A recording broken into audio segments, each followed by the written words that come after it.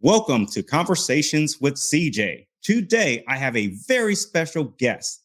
I have my dear friend Stephanie Wilkins, who is the editor in chief of Legal Tech News at ALM. And you see the hat. She is a Notre Dame Domer. So, of course, I have my hat on. And of course, I am super happy to bring Stephanie to Conversations with CJ. How are you doing today, Stephanie? I'm doing great, CJ, and I love the hat.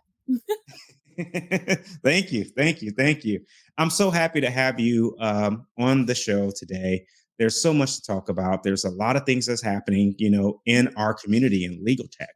Sure. But I want to first start by asking you, because I'm not sure that I've ever heard you express this. What is your vision as editor in chief of Legal Tech News for ALM for 2024? Yeah, I mean that's an excellent question. I do have an answer, but it's funny. I've only been in this job for not even a year and a half, and my vision now is different than it was when I started because so much has happened in technology. Um, I'd say on the technology front, I mean, yes, people keep talking about AI, but I'm less about AI for the sake of AI and more about practical use cases and how is this technology actually making a difference? How can lawyers use it? How can anyone use it in the legal profession? Not just in, the halls of big law, but also for access to justice. So really focusing in on what the technology can do, but then also just on the industry as a whole. I mean, we've been trying to shed more light on startups. And we're working on a series right now on female legal tech founders, and we will expand that to, founders of color, just shedding a light on the people that are really making this industry possible that might not be the ones getting the spotlight all the time. Nice, nice. That's great. That's great. Wondering if you feel comfortable with sharing, what are some of the predictions that you would have for the people in legal tech as far as the pace of legal professionals adopting and incorporating new AI tools specifically in their work flow for 2024? Like what would you say is some of the predictions that you're truly watching? Well, I mean, it's coming fast. People have to get on board. I don't say that to be fear mongering. It's just a reality. I also do not think it's replacing anyone's jobs anytime soon. So I want to quash that fear right there. But it really is. People are going to have to be figuring out exactly how it helps their day to day. And I think that's going to happen. I think people are going to start realizing, okay, this is not a thing I can avoid. How can it actually help me in my specific job or my specific department or my role? And so it will just become part of day to day life, whether or not people know it or realize it or like it. I mean, AI is going to be part of everything we do. I mean, I've been making a bold prediction, and I may be wrong, but that, so we just had Legal Week this year and everything was focused on AI. I say 2023 was hype about AI, 2024 was more practical discussion of AI. And I'd say 2025, I think we're going to see fewer sessions even titled AI because it's going to be such table stakes. I might be wrong. That might be more ambitious. It might be a 2026 prediction, but it's kind of like I liken it to the cloud. People used to specify cloud versus not cloud, and you don't even hear that much anymore because it's just such a part of everything we do. And I think we're getting there faster with AI because this technology has just progressed so much faster than any other technology we've seen. So the adoption is going to have to be faster. People don't want to be left behind. And you might not even purposely implement it. You might just suddenly start using a tool and realize, oh my gosh, this makes my life so much easier. That's what AI can do. People will have that aha moment in maybe smaller ways than they're thinking. And I think that's a good thing. It's interesting you talk about the aha moment. It makes me think about a conversation I had is during Legal Week. I end up walking, believe it or not, 8 miles with a colleague within our legal community who runs one of the larger data analytic companies. And during that conversation that we had when we were walking 8 miles, you got to think you get to learn a lot about a person, Yeah. right? So we did talk about AI, but we didn't talk about AI for the entire 8 miles. One of the questions that I asked, and this particular professional, I would love to have your answer to it, is what do you believe that the legal professionals want to hear from the legal providers regarding the AI tools that they are developing currently? hmm I mean, on the individual basis, I think they want to hear, we have heard what your pain points are. This is how we are solving them. It might not be the biggest thing in your practice, but it might be. But it's like, we understand you struggle with this. and could really benefit from eliminating this task or this whatever that adds to your day, we have heard you, and this is practically how that's going to do that for you. On a bigger scale, organizationally, I think they definitely also want to hear we take security as utmost important in rolling out and building our tools. Hmm. Hmm. And it's good to hear that because I heard a lot of the sales professionals when we were at Legal Week this year talking about security, and they were talking about the AI policies, which was making me, really, really happy inside that they were leading with those type of conversations. Um, Interestingly enough, in the business of legal tech is, for the most part, you'll have revenue subscription based business models, which means that they have a function of sale that's called POS, point of sales, and Mhm. then that hits, their revenue books within, like, 6 months. I'm sorry, not 6 months. It's within 2 to 3 months, depending on the free period that they may give to the actual legal professional. So from a revenue standpoint, it looks like 2024 um, will not be huge revenue intake that we've seen in the past. It's more so going to be 2005. And I think by the time we get to 2005, based on what you're saying, is that people have so much experience with AI. We won't see it as the big flashy new sticker that everyone's talking about. It'll just Yeah. be back to workflows and making life easier. Um, when you are looking at the different releases and looking at the different I guess it would be more so people who are talking about from a startup standpoint, um, is there anything specifically that you zero in on and say, hey, that's pretty interesting from an AI perspective of how to use it for legal tech? Mhm. Are there any, like, workflows that you're like, those are areas that are hot and that we do definitely need, some help addressing those pain points?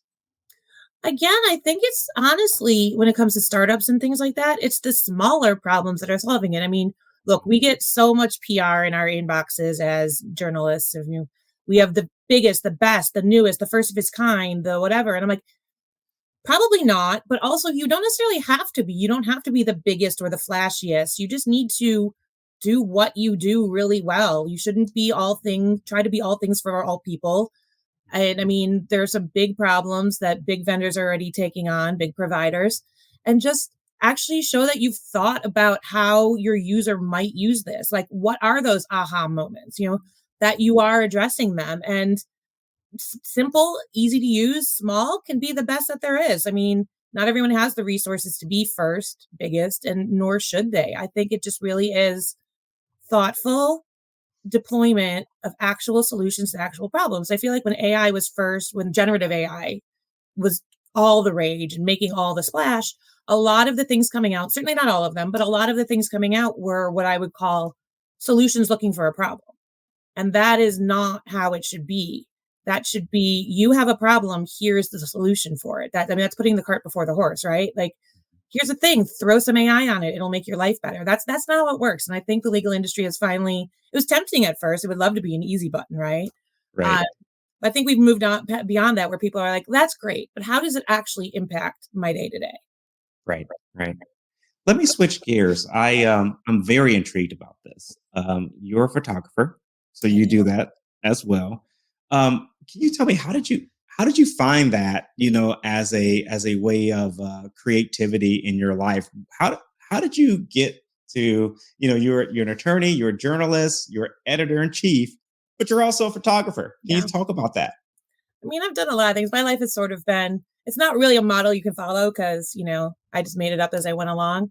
But I always was creative. I needed a creative outlet. And especially after I got through law school and I was working in the big law firm, hardly any time to yourself. It's a classic story, right? And I mean, I remember getting my first camera when I was like 8 years old, and I just really loved it. And this is, I mean, to date myself, I actually bought, my first big professional camera. It was film.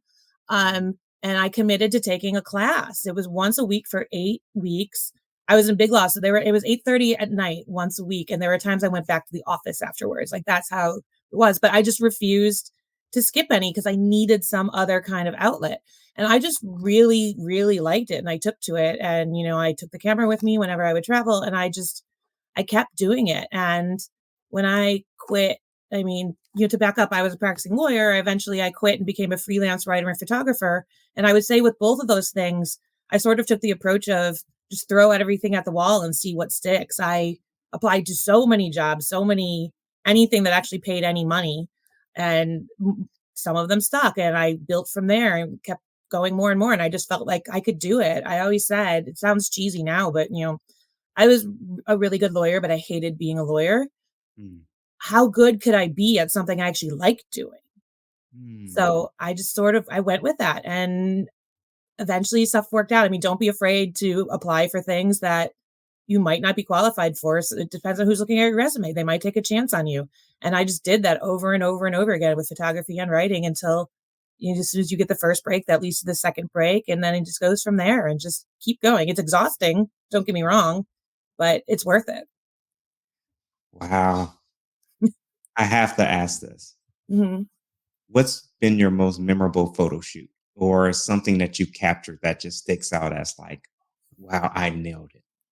Yeah. It's interesting. I mean, I feel like I actually love when I was doing paid working photography, like I did a lot of real estate and food photography. Um, that was great. But also I had a little dream job for a little while where I was getting paid. People were flying me around to photograph and review hotels. Mm, And as an avid traveler, like when I would get that actual perfect photo of a place that made it feel like, oh, this is what it looks like when I walk in. This isn't marketing garbage. This is actually real. uh-huh. I would love that. And same thing with the food. I was like, I feel like I am beautifully portraying actual life. I'm not pulling one over on anyone.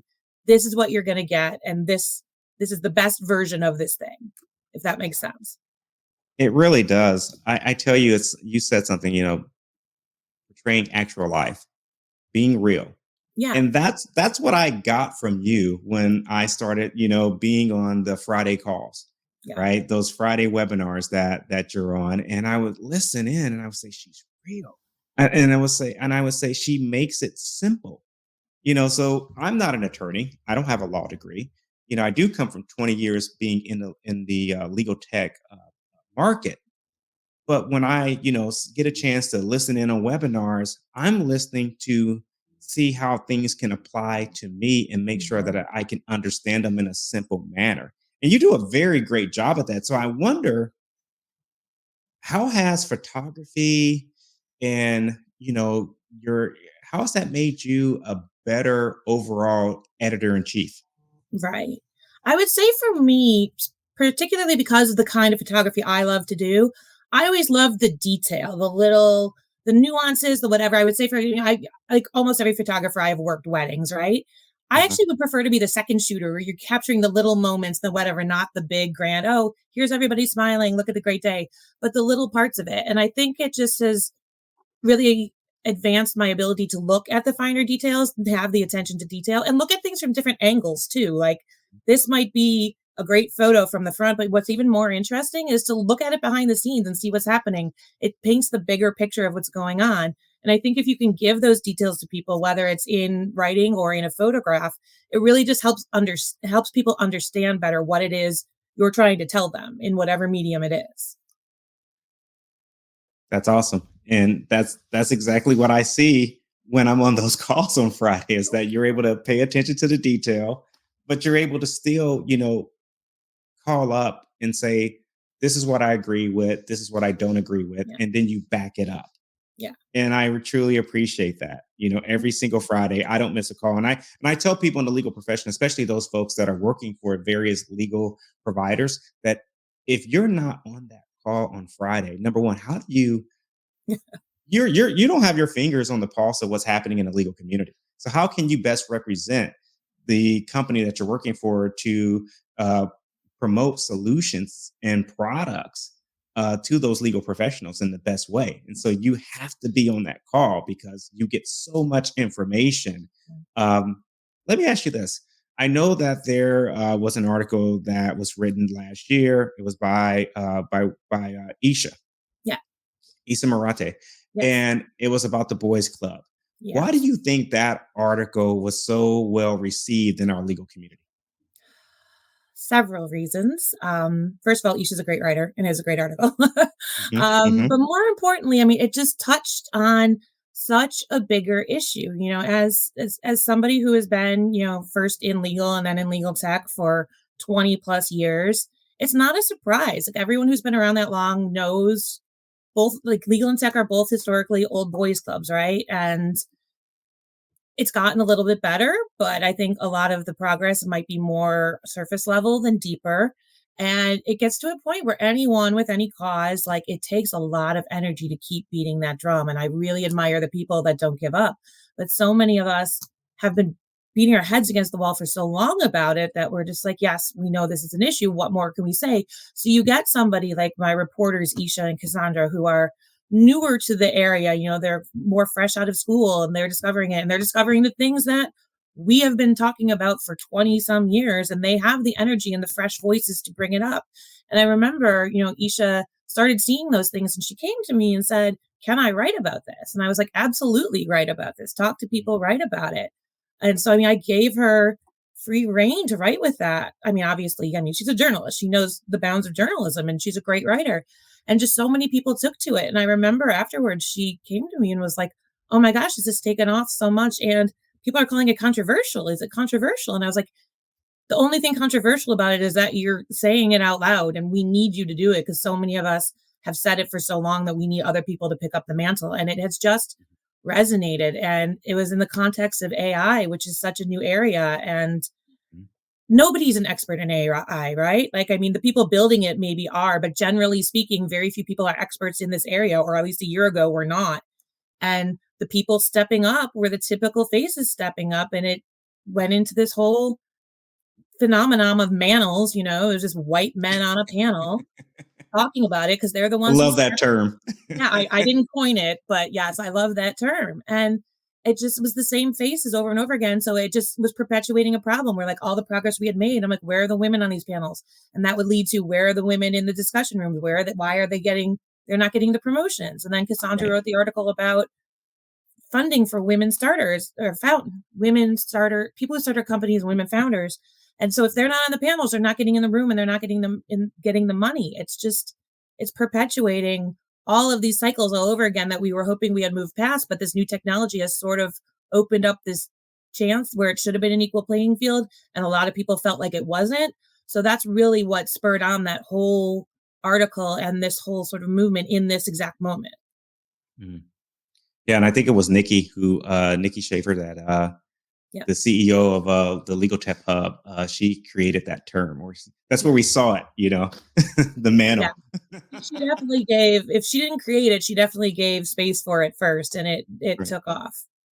Kudos to you for empowering Isha to write and allowing her to express herself. Because you're right, the energy and fresh voices matter, Mhm. right? And I'll just say it, and I hope it doesn't bite me in the butt. But to be honest, I've had the best career advances during my time in legal tech when I was working for a female boss. Believe it or not, they empowered me. They allowed me to go forward and make mistakes. Not too many. You can't make too many mistakes in these big corporations. Sure. But I was able to grow, and they motivated me and they inspired me, and then they gave me great advice and great coaching. Yeah. And so I've always had good relationships when it comes to just working uh, with uh, with different women in those particular capacities. So hopefully we will not see a backlash from that article, like you said, because some people saw it as controversial. I don't think it is. Um, Yeah. I don't think controversial. I mean, they might have thrown out that word, but we really today have not gotten any pushback on it in terms of it was wrong. It was just more of like ooh, they're saying it out loud sort of thing. It's not controversy in that way, I hope, or the ones that think it is have not said it, which good, maybe stay quiet about that. But I mean, I would just say in terms of the leadership thing, I mean, we are at Legal Tech News, we're in a unique position we're a 4-person team. 3 of us are women and there's a woman in charge of like, and so like we have the room to explore those issues. And also in terms of leadership, whether or not I'm a woman, I think a lot of the things leadership for me has been built off the kind of leaders I wish I had had because I didn't have those leaders. I mean, not that they were bad bosses in general, but I mean, I came up in a law firm at a very specific time when, my colleague and friend who was my exact level, who was a man, literally had a partner tell us, okay, his role on this case is to be the golden boy and your role is to be the pariah. Like those words Wow. were said. Wow. And that's not cool. At the time, I didn't realize how not cool it was. I was just how things were. Toxic masculinity didn't exist as a phrase then, Me Too movement hadn't happened, but like just a lot of stories like that. And I'm just like, it wasn't a conscious decision, but I'm like, I'm not going to be a leader like that. All my team has proven themselves as smart and capable adults. First of all, they're not children. They can make decisions on their own. I trust them. And they're also brilliant. Why would I question them? If somebody does something wrong, then you have that conversation. But once they've proven themselves as professionals and good at what they do, I'm just there to support them and let them run with it. Wow. Yeah. Yeah. It's and it's working. I mean, think about it. I mean, your readership is up. Um, that's up, and everything else is your viewership is up, readership is up for all the great writing that's happening and how you guys are covering, us going through this revolution and transformation. Yeah. This is an interesting time in legal tech, and you guys are right there making sure that you're capturing it all and helping us stay on top of all the latest news. One more thing I want to ask you, Mm-hmm. as it relates to legal tech, Yeah. and this is coming out of just some of the posts that I've seen on LinkedIn when we were leaving Legal Week, Yeah. which was talking about how we're starting to see organizations issue pledges about and ethical positions on expected appropriate behavior Yes. by employees and attendees at any legal tech event. So it doesn't matter whether it's Legal Week or if it's ABA. It's any legal event. And when I think about the posts that I have seen, and I think about some of the meetings that we used to have at the company I worked at, and we would always have a pre-show meeting, right? And the VP or the leadership at the time would always have us all on the call and say, "Hey, you're going to represent the company, so understand that you must behave accordingly." And for the reps that we had, 'cause we had at times we would have reps that would travel with us who were hourly, Mhm. and they would say, just because you're hourly doesn't mean that you're off the clock per se in this situation because you're still representing the company. Mhm. And so you still need to behave and act accordingly. And you need to make sure that you're representing the company and yourself and being a good person and a good business professional. Um, with the situation and the conversation that's been happening as of Mhm. late, what do you think needs to happen at this moment in our legal tech community and our legal community to put an end to any and all misconduct that occurs at conferences and events?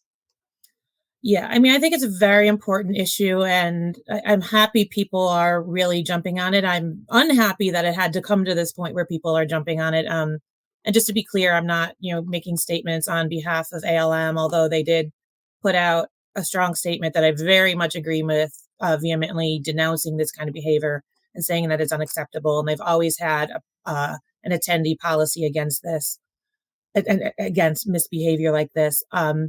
It's unfortunately it's not a legal week problem. It's not a legal conference problem. It's the industry problem. It's a world problem. It's not just a legal problem. It's little things like I call it a little thing, but like that story about I told you about being the pariah versus the golden boy. It starts with Mhm. that. We all have almost everyone I know has a story, and I know it's not only women. Men get harassed too. There are women who behave badly. Predominantly, the stories coming out though are the reverse, where it's the women who are being targeted. Um, it's a huge issue. It's been an issue for a long, long time.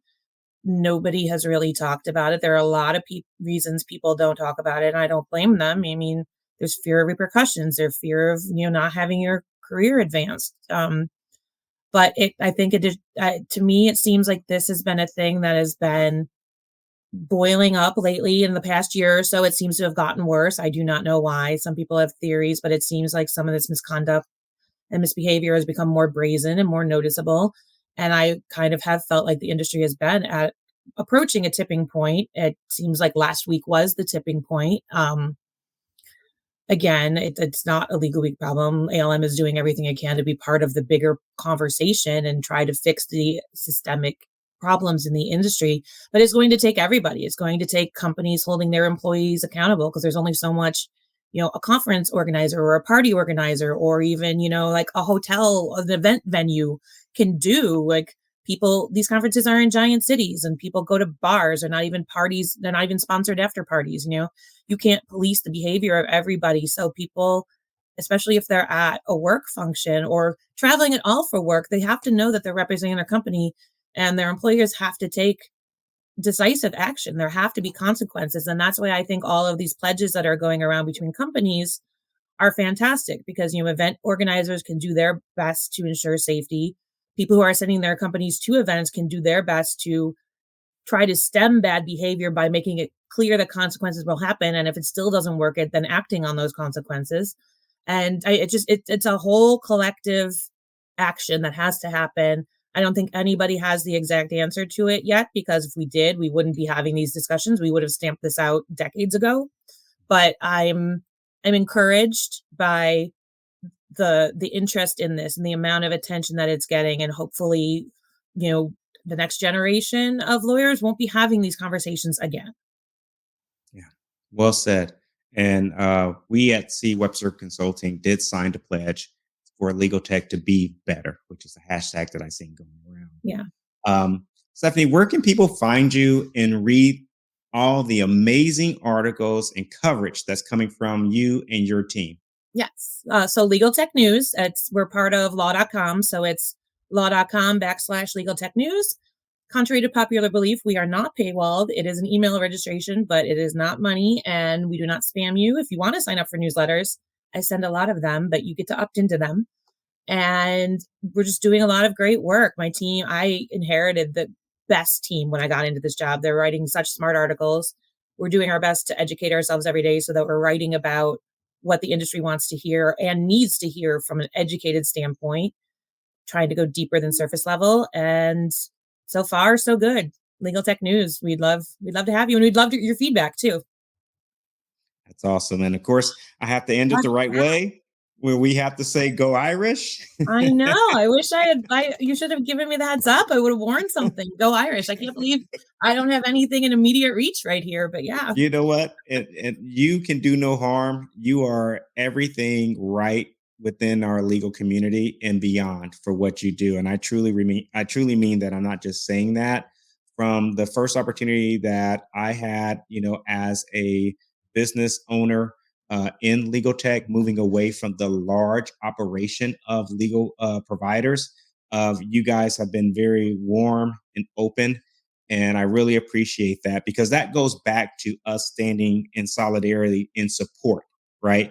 That it's our legal community and we have to hold each other accountable, and that we have to stand together to make sure that the goodness within legal tech continues to move forward, and that we push out all the bad and nonsense that can happen. Well, I really appreciate that. And I appreciate you think that I am doing everything right, but I will say that, I'm human. I want to keep learning and growing. I am part of this discussion. We all should be trying to advance and be better more than we can. Even if we think we're doing everything right, there's always more room for improvement, especially collectively. That's right. So thank you again, and thanks for joining. Thanks for having me. Thanks.